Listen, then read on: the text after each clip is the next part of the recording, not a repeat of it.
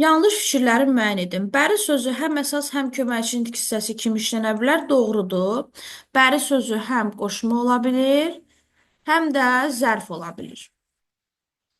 Alın sözü tərkibinə görə üç cür təhlil olunur. Əgər insanın alnıdırsa, sadə söz olur, bir kök. Alınmaq feilidirsə, leksik şəkilçi olur.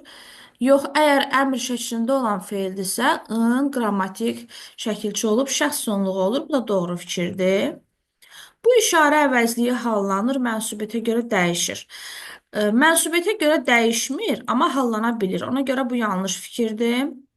Çox sayından sonra gələn isim təkdə və cəmdə ola bilər. Doğru fikirdir.